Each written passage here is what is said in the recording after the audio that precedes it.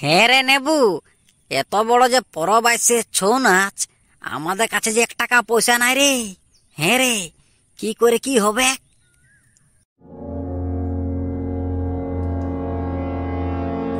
সেটাই তো রে হুড়কা, কি করে যে কি হবে কোনো বুঝতেই পারছি নাই। আর ঘরের লোকের কাছে যদি পয়সা খুঁজি, এক তো আমি কাজ ধান্দা কিছুই করি নাই, আরো ঘুরে যদি পয়সা খুঁজি তাহলে দমে গাইল দিবে ঘরের লোকে। এক কাজ কর, শুন, চ মেলা টাড়িয়ে কারো কাছে কিছু ভাঁড়িব। না রে নেবু, ভাড়া ভাড়ি করতে যাস না মেলা টাড়িয়ে।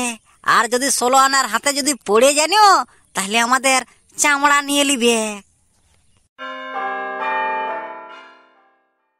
হ্যাঁ হুড়কাদা, তুই ঠিকই বলছিস। আগে বছর ওই যে ঢেলকায় একটা লোকের কাছে 100 টাকা পাকেট চুরি করে নিয়েছিল। সেই সময় 16 আনে ধরে নিয়েছে, আর ধরার পর 5001 টাকা জরিমানা করে দিয়েছে। তাহলে হ্যাঁ রে ভেন্ডি, মেলা ঘুরবার টাকা কোথা থেকে পাবো? এ হুড়কাদা আর নেবুদা দুজনাকে বলছি, অম্বুজ কাকাই আমাকে একদিন বলেছিল যে ওদের বাড়ির ঘাস গেলা উলেন যদি দিস তাহলে 200 টাকা পয়সা দিব। ওই কাজটা করবি? হ্যাঁ, পালা পালা।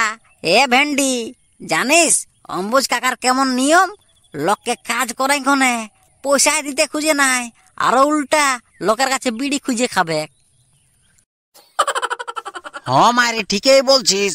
শালা একদিন আমি যাতেছিলি রাস্তায়, আমি বিড়ি টেনে টেনে, আমাকে দেখে কোনো বলছে দেন রে একটা বিড়ি, আর ওর শালা পাকিটে 1 গাদা বিড়ি ছিল। বল কেমন লোকটা।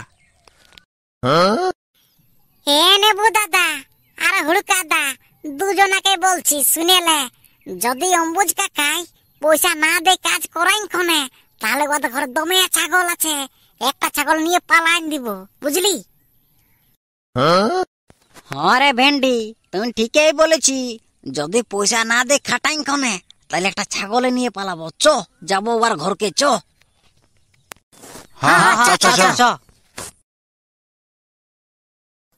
অম্বুজ কাকা ঘরে আছো না? হ্যাঁ, তো তোদের কি মনে হচ্ছে রে, আমি কি বিদেশে আছি? না মানে আমি বলি ঘরে আছো না নাই, সে বলেছিলে না তুমি তোমাদের বাড়িয়ে ঘাস উলেন দিতে লাগে, তো উইলা করাবে নাই? ও আচ্ছা আচ্ছা আচ্ছা আচ্ছা, আমার যে মনে ছিল নাই, ভালোই করলি তুই মনে করাই দিলি। হ্যাঁ রে, বাড়িতে দমে বড় বড় ঘাস বের হয়ে গেলছে, একটুকু তোরা সবাই মিলে একটুকু উলেন দিলে ভালো হইতো। হ্যাঁ তো কাকু ঠিকই আছে, তবে একটা কথা বলছি শুনে লাও, ঘাস উলেবার পরে কিন্তু পয়সা লিব, আমাদের পরব দেখার পয়সা নাই কে। ওটার জন্য তোরাকে চিন্তা করতে হবে না রে, আমি পয়সা ঠিকই দিয়ে দিব, তোরা আগে কাজটা কর ন। হ্যাঁ তো ঠিক আছে ঠিক আছে। হ্যাঁ রে, ওই যে লাল গেঞ্জি পরে আছে, ওটা সুনীলের বেটা বটে নাকি? হ্যাঁ কাকু, তুমি ঠিকই ধরেছ, আমি উয়ার এই বেটা বঠি। ও আচ্ছা আচ্ছা আচ্ছা, হ্যাঁ রে, তুহে সুনীলের বেটা বটি তাইলে। ইয়া বলি তুহে বড় বেটাটা বঠিন, তোরা 2 ভাই বঠিন। হ্যাঁ কাকু, আমি বড় বেটাটা বঠি, আমার নাম বটে নেবু। ও আচ্ছা, হ্যাঁ রে, শুনেছিলি নাকি তোরে বিহা লাগিয়েছিল? হ্যাঁ কাকু, আমার এই বিহা লাগিয়েছিল, বিহাটা ভাঙিয়ে গেল। হ্যাঁ রে, কি করে ভাঙল? আর বইল না কাকু, ভাঙাবার জন্য অনেক লোক আছে, আমাদের পাড়াটা ভালো লই জানো, কারো ভালো দেখতেই পারে নাই। হ্যাঁ রে, তাইলে কারণটা কি ছিল বিহাটা ভাঙা? আর বইল না কাকু, কে বলে দিয়েছিল যে আমি দমে মদ খাই আর গাঁজা খাই, সেই জন্য বিহাটা ভাঙিয়ে গেল। বললো তাইলে কেমন লোক আছে? ঠিকই বলছি, কেউ কারো ভালো দেখতে পারে নাই। লে, অত চিন্তা করতে হবে নাই, বেটা ছিলা বটি, কোনো না কোনো দিকে জুটে যাবে কি। যা যা, ওই যে বাড়িটার ঘাস গেলা সব তোরা 3 জনা মিলে সাফা করে দে, যা। হ্যাঁ ঠিক আছে ঠিক আছে।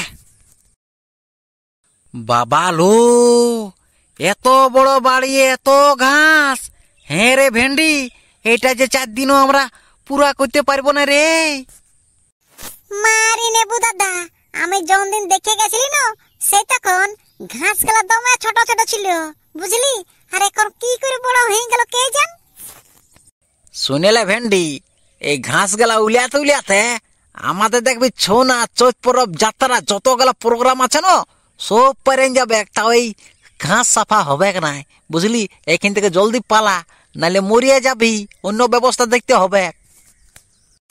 ঠিকই বলছি, চ নেবো, অন্য কোনো ব্যবস্থা করতে হবে, দেখবি নাহলে আমাদের পরব তরব কিছু দেখা হবে না। চ চ হত হত, ঠিক আছে ঠিক আছে, চ চ চ, দাঁড়া ইউটিউব ফ্যামিলি গেলাকে কিছু বলে দি। তো হ্যালো বন্ধুরা, আমাদের ভিডিওটি দেখে তোমাদেরকে কেমন লাগলো? যদি ভালো লাগে তাহলে চ্যানেলটিকে অবশ্যই সাবস্ক্রাইব করে রাখলিও নতুন নতুন গল্প শোনার জন্য। আর তোমরা সুস্থ থাকো, ভালো থাকো, ধন্যবাদ।